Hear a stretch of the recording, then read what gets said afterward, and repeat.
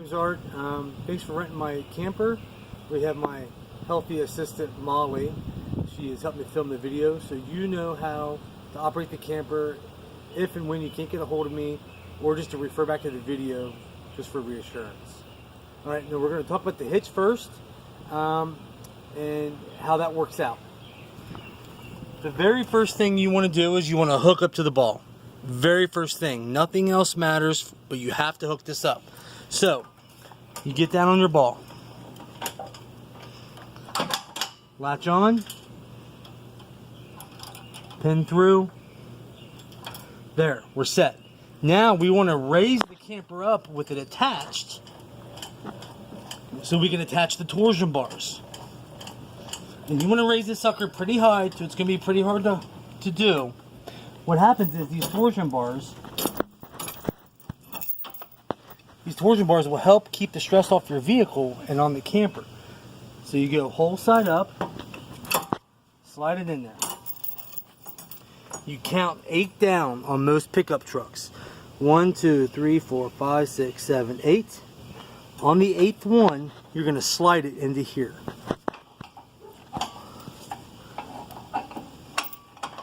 Roll this over. Get your handy dandy wrench. What do I do with the wrench, Mo? There it is. And you're going to turn it to where it locks in. Alright, that's how that works there. Now, you can do the exact same thing to the other side. Slide the torsion bar in. Count 8 down, slide it over, and you're going to lock it in. Now, to unlock it, you want this camper as high as it can go, because it's going to keep you from busting your knuckles on the tank. Pin on, pull this out, and slide back down. That releases the torsion bars. Now again, first thing you do is you hook to this, apply your torsion bars, make sure your camper's good, you can go off. When you get to your campsite and you back up, the first thing you want to do is your torsion bars. Now you can mess with your hitch pin. So lower your camper back down.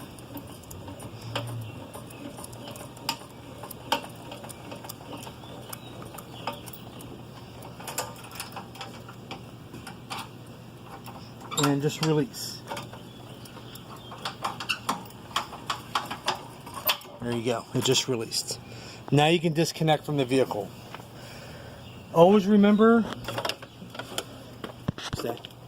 when towing, attach your safety chains. Always remember when towing, this is your safety brake cable. By law, you have to have this hook up to your hitch as well. Not to your safety chains, but to its own hitching destination. Rubber right here.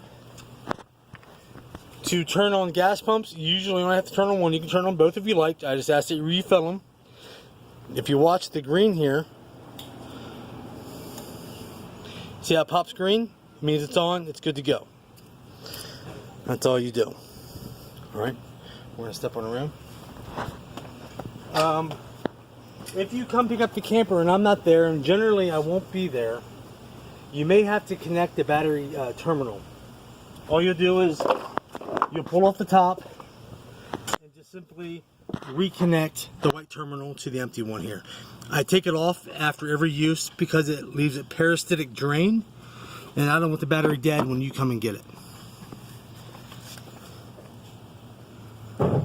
Inside here, the front compartment is where you'll find the hitch and pretty much everything else you may need. I ask that you just put it back when you're finished. You'll also find the wrench here for your leveling jacks.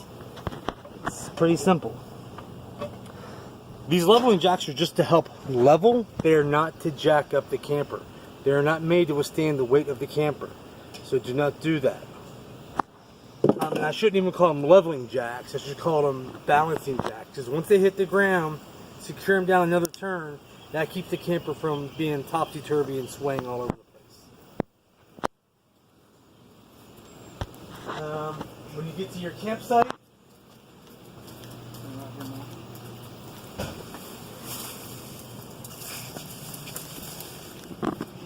when you get get to your campsite, inside the rear panel here, you will find 2 sets of levelers.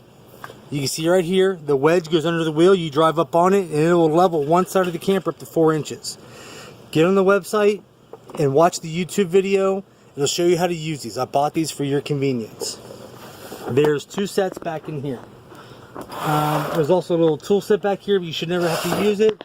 There's a collapsible 30-gallon trash can and seats in here for kids and adults. Behind you here, you'll find your water hoses that you may need if you have city water. And you also have a ton of electrical cord. In here, you'll see this main one here just simply plugs in and screws on. The end of it will look like this, and you just plug into whatever receptacle you have.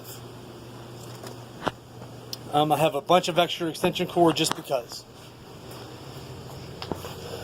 For water connection, this is if you don't have city water hookup and you need to fill the fresh water tank, you fill in here. It'll fill all the way up until you start squirting out over the overflow. It holds 45 gallons. If you are lucky enough to have city water hookup, you just run one of those hoses from the spigot right to here. Done. That's it. Turn on a faucet and it's set. Here's your how you do your black water tank. It's pretty simplistic. All you do is you turn this off, pull this out. This goes right on, clips on. Always empty your black water first. When that's finished draining, you go to your gray water. Your gray water will help clean out this poop tube. It makes it a lot less sticky situation.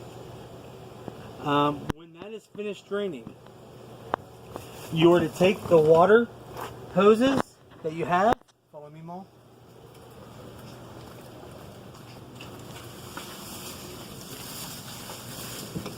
To wherever you dump the tanks at, they will have another water spigot. You take the gray water hose and you hook up to here. This is your black tank flush.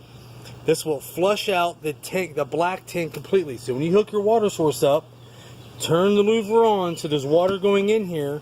There's all kinds of spinny things that go inside and it cleans out that black tank so that my camper doesn't smell like a giant rolling turd. Nobody wants a giant rolling turd behind them. It's a hazardous mess. Right, Mom? Yes. Yes. All right. What you want to do is when you do this, you need to open up your black tank.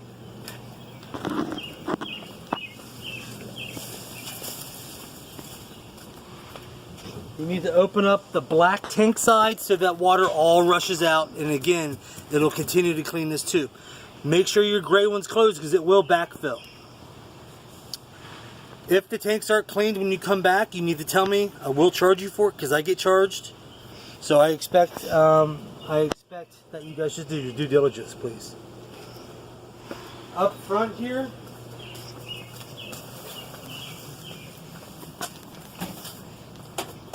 is your water tank.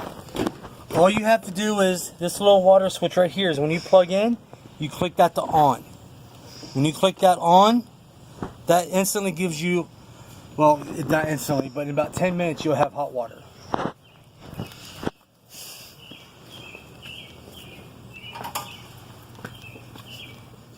We can edit this out.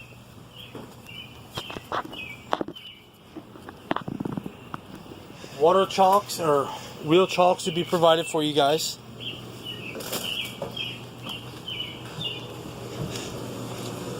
Here's your master switch up here. Everything's labeled. If you do not have water, what you want to do is you're going to turn that on and that will give you, your pump will operate. If you have a water hookup, you don't need to mess with that. This is for propane if you want to run the hot water tank off of propane.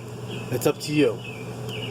All it needs is simple. It's extend, retract, slide out, in versus out. I mean, it's that easy.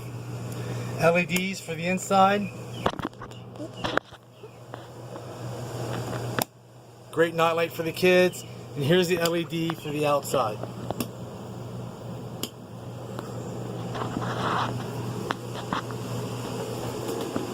The refrigerator It's pretty simple. It'll have this travel pin inside of it. Make sure this is screwed in when you're traveling. When you get to your destination, unscrew this out, pull it out, open up your fridge, just stuff it in here. Your fridge is easy. All you have to do is go inside and you literally turn it on. When you're finished camping, turn it back to the off position.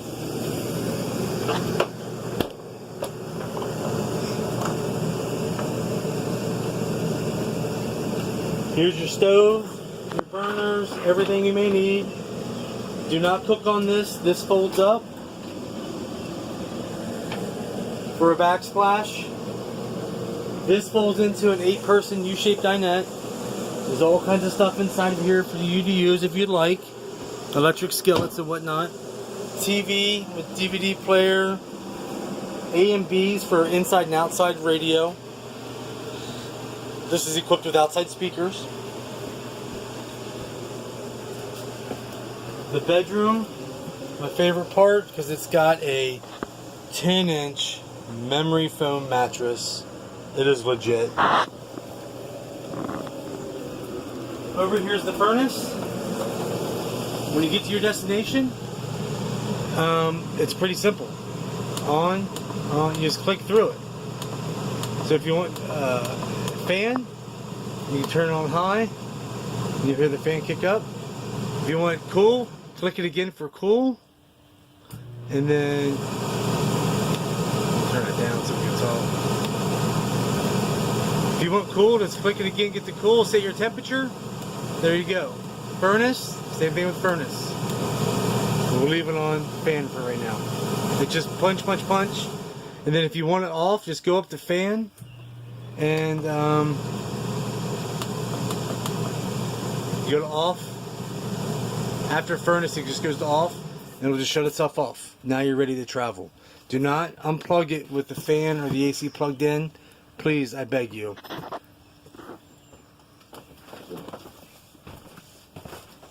Bathroom is self-explanatory. Need to use it. It should be clean. Just push down the flush. Pretty simple. Bathroom. And that's it. So if you have any questions, by all means, feel free to call me. I'm here to help you. But I would ask that you refer back to this video for anything you might have questions for on the road. It covers all the basics. It's pretty simplistic. Thank you so much.